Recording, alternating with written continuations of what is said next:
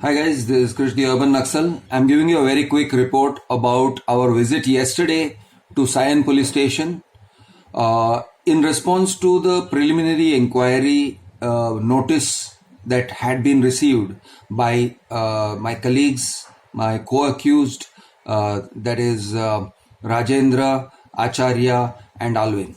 So Alvin was called specifically yesterday. Acharya has been called tomorrow, that is Monday, and Rajendra will be the next day. So they have called them individually. However, we went there together to submit a kind of a written statement on behalf of each of the three of them, separate statements. And the intention is basically to give the police officer, the investigation officer, all the necessary, overview of what is going on. We have not given him exhibits, etc. with that particular statement, but we have given him an overview of each of their cases separately. What happened to them, what were their interactions with Runwal, transaction and interaction, and what was their transaction and interaction with me. How did they come to me? Why did they come to me? With what intention did they come to me? With what intention did we make those videos? And believe me, we are not going to go kind of soft and mushy. We are very, very clear that these people are struggling to get back their own money. And when they come to me for making a video, yes, we intend to educate the public and all that. Yes, but their intention and my intention is that they should get back their own money from Runwal. Their own money. It's the money that we have, that these people have given them. And it is the money that they want to take back from Runwal because there is no contract. There is only an application form. And so Runwal owes them that money. That is our stand. Okay. And we made one more thing very clear, abundantly clear in these written submissions, if I may call them that, to the police, which is the work of publishing a video is mine and mine alone. Their work is to tell me the story. I decide whether to publish or not publish as a video. I decide what to edit. I decide the final form of the video. Therefore, if there is any offense, any criminal offense related to the video, uploading the video, that offense is mine and mine alone. If there is defamation, if it is defamation, for them to speak out against Runwal, that speaking out, that is the publishing part of it, is my act. Their act is only to narrate to me, to share with me. If there is, they say extortion, they are going to allege, they are alleging extortion. If it is extortion, then again I am making it abundantly clear through those statements of each of these persons that this is my video channel, these are my videos, I edit them, I upload them.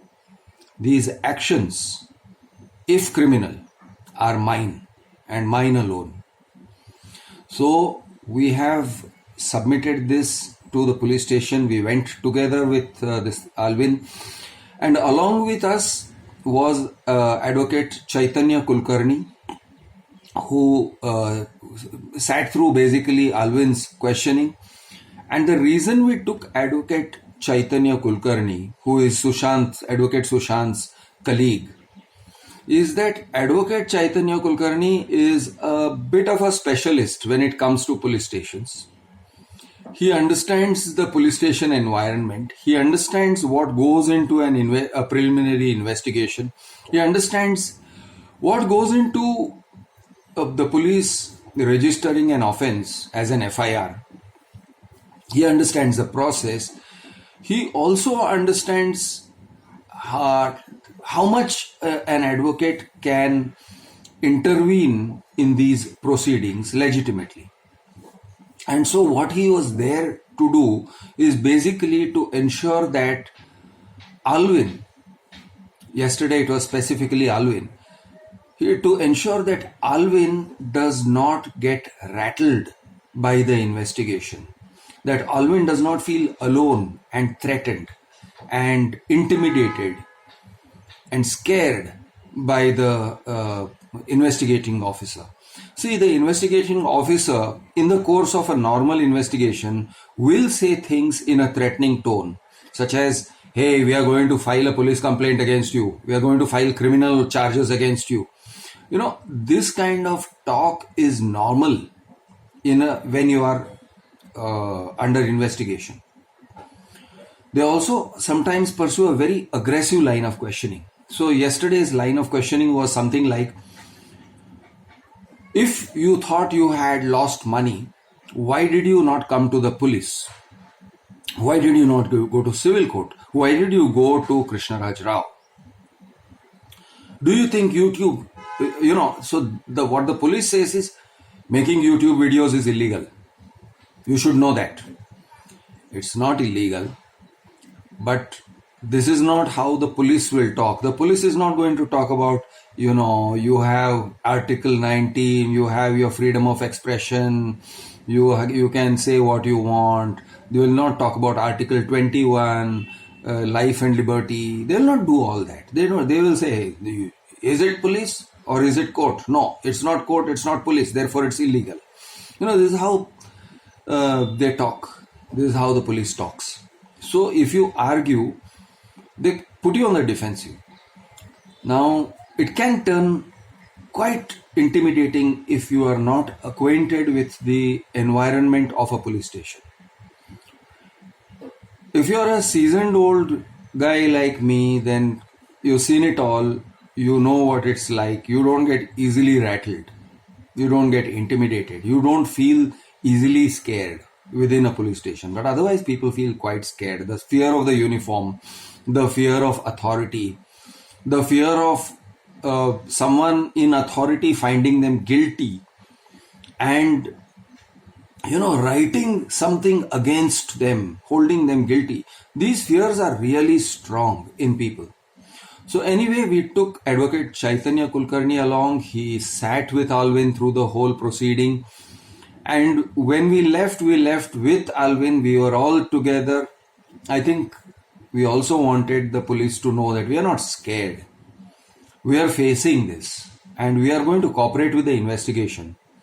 We are not cowed down. We are not scared. We are in this fight together and we will win this fight together. So this is the development yesterday. Now tomorrow again there is going to be the questioning of Acharya. Now Devdas Acharya, very few people would understand what it is like to be Devdas Acharya. Devdas Acharya is a poor goldsmith. He's a very tongue-tied kind of a person. He is a Kannada guy, speaks very little Hindi, speaks no English or maybe very little English. He's very tongue-tied. He's the kind of guy who falls silent very easily, even in a normal conversation with you on the streets, those who know him, or wherever he is. He has this tendency to be very quiet. He does not express himself well at all. I'm wondering what kind of a challenge it's going to be for investigation officer Sudarshan Honwadachkar to interrogate this man. It's really a challenge, and so probably and hopefully we will have Advocate Chaitanya with him, supporting him through that experience tomorrow. These guys may be called again. That is also normal. It's part of their investigation process. Rajendra is someone who can speak for himself reasonably well, although he is a very soft-spoken man too. So guys, this is the progress, and in the afternoon I am going to read the statements so that you guys can understand what it is that we are submitting to the police. What is it that what is our stand basically? As for what is the complaint against us, the complaint against us filed by Nitin Naresh Bhandari on behalf of Runwal seems to allege, we can only say seems to because we have not seen it, and it is a normal part of the police process that they don't show you the complaint against you. They will only ask questions. They will not show you the complaint so that you can immediately give them a clear rebuttal. So from what we understand, it is their complaint is alleging defamation and maybe also extortion.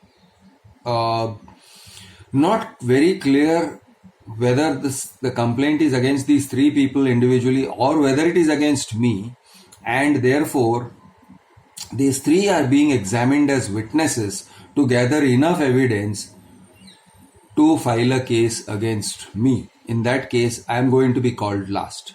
In any event, it appears that I will be called, but I will be called last after these people's inputs are assimilated, are understood, are interpreted in the way that the police may want to interpret it. Because that is how investigations happen. FIRs are filed based on an interpretation of the facts. They write down the story based, they put together the facts in a way that indicates criminality. This is normal. I have faced this before. I don't mind facing it again. And like I said, I firmly believe, I know in my heart that what we are doing is right, what we are doing is ethical, and in fact, what we are doing is the only ethical thing under the circumstances. I am not fearful of these consequences, but I do believe that this is, unless it is absolutely dismissed on the strength of these people's evidences, it could result in an FIR against me. This is the direction in which it seems to be going. We will have to wait and watch. I am Krish, your friend. I call myself the urban Naxal because I stand for the poor, the downtrodden, the underdog. And in today's society, it is not understood that someone who stands like that, though he may be anti-establishment, is a legitimate member of society. I am okay with such things. I am Krish the Urban Naxal. Jai Hind, Jai Jawan, Jai Kisan, Jai Maharashtra.